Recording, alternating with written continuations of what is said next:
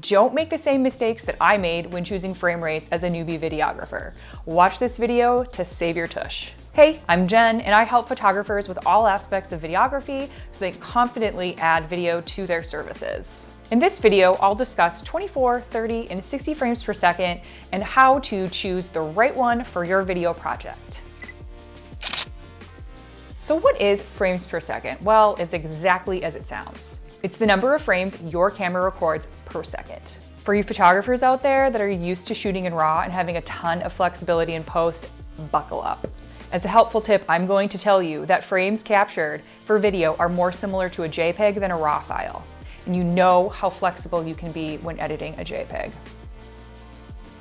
That being said, it's imperative that you get your settings right in camera. But more on that later. Back to frames per second. I'm gonna talk about the three most common. First off, you're gonna need to select the frame rate that correlates to the frequency of electricity that your country uses, NTSC or PAL. If you're not sure what those are, make sure to head to my video on 5 simple camera settings to set you up for video, or go to the description and download my free Filmmaker's Preamble, which has all the information you need to know about flicker reduction and NTSC versus PAL. While you're at it, like this video and subscribe to the channel so you're not missing any upcoming lessons. Let's start with 24 frames per second.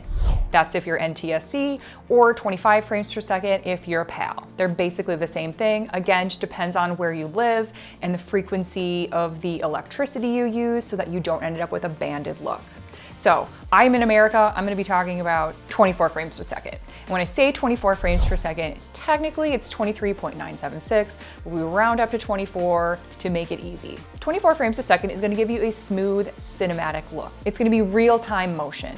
24 frames per second is what I use for family films, or if I were doing an engagement film, or anything that's storytelling. If I plan to use ambient background noise or spoken word in my video, I will shoot 24 frames per second. Most narrative movies that you've seen are shot in 24 frames per second to give you that cinematic, outsider looking in feel. Next, let's talk about 30 frames per second, 29.97 if we're really gonna get technical, but 30 frames per second is the same whether you're NTSC or PAL. Think of the TV news, documentaries, or the Real Housewives of Orange County. I personally use 30 frames per second for any sort of interviews that I'm doing or for brand videos. It gives a more professional feel, and it pairs with spoken audio very well. So if I'm gonna be interviewing somebody, automatically using 30 frames per second. Also, 30 frames per second is likely the default frame rate for your phone and most other mobile devices. Last, let's talk about 60 frames per second. 60 frames per second is going to be very crisp, there will be no motion blur, and it will have a more live action look. 60 frames per second refreshes at around the same rate as the eye connects to the brain.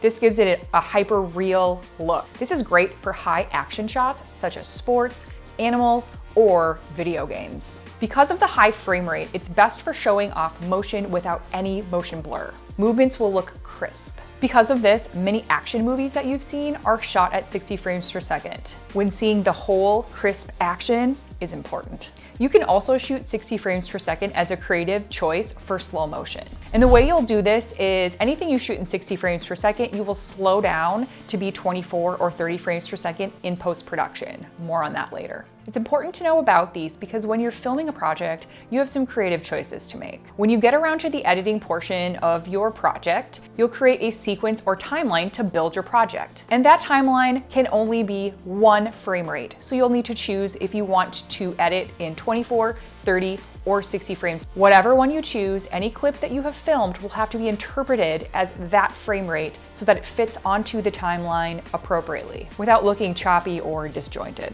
So for example, you don't want to be shooting 24, 30, and 60 frames per second and then expect to edit the whole thing in 30 frames per second. Your 24 frames per second footage will look choppy because you're not feeding the timeline enough frames to fill the 30 frames per second, leaving gaps.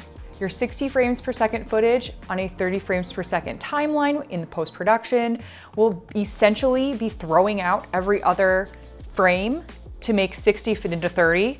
Therefore, it can look disjointed. Alternatively, you can use that 60 frames per second on your 30 frames per second timeline by turning it into slow motion. You're going to ask your editing software to interpret that footage as 30 frames per second. It will take all 60 frames and stretch it between 2 seconds so that 30 of the frames are in the first second and 30 of the frames are in the second second. But you understand what I mean when I say second, right? Right? When I film for families, I exclusively shoot in 24 frames per second for anything that I plan to use audio, and 60 frames per second for anything that I plan to slow down to make slow motion. I like to add slow motion to my videos because it gives it a dreamy, ethereal feel, and that is my brand. So when you're choosing your frame rate, there's a few things to ask yourself. Number one, do you plan on using audio? If so, you are going to want to shoot in 24 or 30 frames per second. Are you wanting that cinematic smooth feel? Choose 24. Are you wanting a more real life feel? Choose 30. Are you wanting to shoot something that's high action, 60 frames per second, or do you want to choose some slow motion? Then you're going to want to do 60 frames as well, so that later you can tell your post-production software to slow it down. Now that you understand frames per second a bit more, let's navigate to your menu and find your frame rate. Your frame rate is going to be paired with a resolution, such as 1080p or 2160p.